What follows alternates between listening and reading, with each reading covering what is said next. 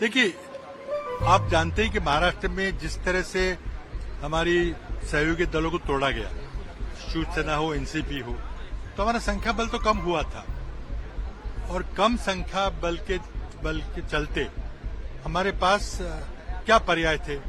या तो हम 3 सीटें लड़ाए या 2 लड़ाए। 2 के लिए हमारे पास पर्याप्त वोट थे, 3 के लिए शायद कुछ कम थे। तो हमने एक सोचा कि शायद तीसरा भी हम रिस्क लेते हैं, तो इसलिए तीसरा भी हमारे सहयोगी दल का उम्मीदवार हमने उतारा था। लेकिन जब देखा गया कि जिसपे हमें संदेह था उसमें से कुछ वोट नहीं मिले और शायद एकाध वोट जिसका हमें विश्वास था वो शायद नहीं मिले, उसका जायजा ले रहे हैं। लेकिन हम जानते थे कि हमारे पास 3 उम्मीदवारों के लिए पर्याप्त वोट नहीं है। जब रहता है तो एलिगेशन होते हैं, एलिगेशन के बारे में मैं ज्यादा नहीं सोचता। अपना काम करने का, विकास करने का और विकास के रास्ते से आगे जाने का। नहीं रे बाबा, ऐसा कुछ नहीं। ये पहला चुनाव नहीं। आप देखो 2 साल पहले जो चुनाव था तब हम सब एक थे, पूरी राष्ट्रवादी एक थी, तब भी हम ट्राइडन में रुके थे। आपको पता है क्या? वैसे हमेशा जब चुनाव आता है तो एक दिन के लिए सब, क्योंकि अलग अलग, एक तो अभी एमएलए हॉस्टल नहीं है, उसका कंस्ट्रक्शन चालू है, तो इसीलिए कोई अपने घर पे रहता है, कोई दोस्तों के पास रहता है, कोई होटल में रहता है। तो सब एक जगह अगर रहे तो उनको कैसा, किसको वोट करने का है, क्योंकि हमारे भी 2 कैंडिडेट थे, तो 1 नंबर किसको देना, 2 नंबर किसको देना, ऐसा सब देखना पड़ता है और सबको मिलने के लिए वो हमें ठीक लगता है।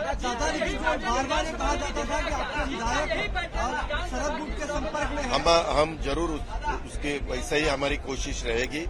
महायुति का विधानसभा में भी ऐसा ही यश मिलना चाहिए, ऐसी ही सफलता मिलनी चाहिए। इसीलिए हम पूरे जान लगा के काम करेंगे। आपने कहा कि तीनों प्रमुख नेता बैठ करके इस आंकड़ों की गणित में किसको कैसे देना है, चुनावी गणित सही तरीके से सटीक बैठा क्या? हाँ, बराबर है। 3 दफा मैं, एकनाथराव शिंदे और देवेंद्र जी फडणवीस साहब 1 दफा वर्षा पे बैठे थे, 1 दफा यहाँ ही इनके चेंबर में बैठे थे।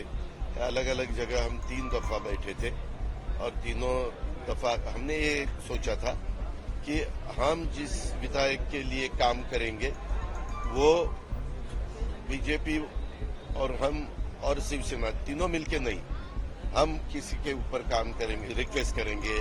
कोई रिक्वेस्ट बीजेपी वाले करेंगे, कोई रिक्वेस्ट शिवसेना वाले करेंगे। ऐसा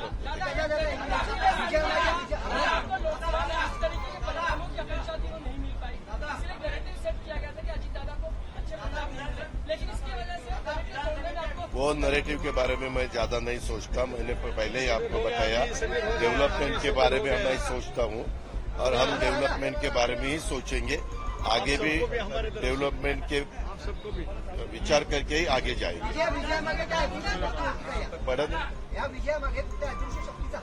नाही हो, हे अदृश्य शक्ती व्यक्ती काही नसतं, प्रयत्न करायचे असतात, तुम्हाला संबंध चांगले ठेवायचे असतात आमदारांशी। तुमचे संबंध कसे आहेत त्याच्यावर त्या सगळ्या गोष्टी अवलंबून असतात। आमच्या सगळ्याच सहकारी मित्रांनी त्याच्यामध्ये चांगल्या प्रकारे काम केलं आणि आम्हाला ज्यांनी शब्द दिले त्यांनी आम्हाला मतदान केलं, या निकालावरून दिसतंय। त्याच्यावर आम्ही सगळ्यांचे मनापासून आभार मानतो। धन्यवाद। देखो, ये भ्रष्ट सरकार ने इस तरह की व्यवस्था में भी मतदान कैसे करप्टेड करना, उसका प्लान इन लोगों ने बनाया। उसके आधार पर ये लोग एक कैंडिडेट जिता के लेके आए। मुझे लगता है कि ये उनके लिए एक टेक्निकल मुद्दा लेकर उन लोगों ने इस चुनाव को जीता है एक कैंडिडेट में, और उनकी खुशियां हम देख रहे हैं। लेकिन लोकसभा के चुनाव में जैसे इनको पटका लोगों ने, वैसी स्थिति आज है।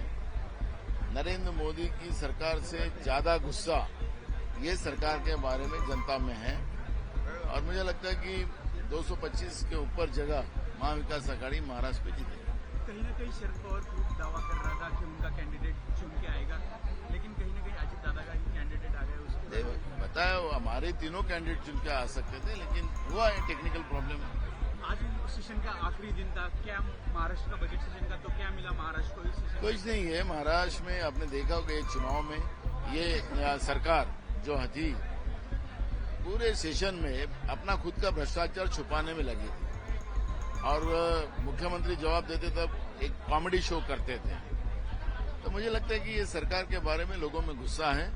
सरकार ने ना किसानों को कुछ दिया, सरकार ने ना गरीबों को दिया, ना बेरोजगारों को दिया, महंगाई बढ़ाई, कर्जा इस राज्य पे बना के रखा है, उसकी जवाब सरकार नहीं दे सकी। सरकार ने तिजोरी को दिन दहाड़े लूटा है जनता के और वो जवाब ही सरकार दे नहीं सकी और सरकार का फेलियर सामने आ गया। अगला सेशन नया गवर्नमेंट का होगा, क्या लगता है महाविकास आघाड़ी का सेशन रहेगा? बिल्कुल हमारा ही रहेगा। महाविकास आघाड़ी 225 के ऊपर हमारे विधायक महाराष्ट्र में चुन के आएगा।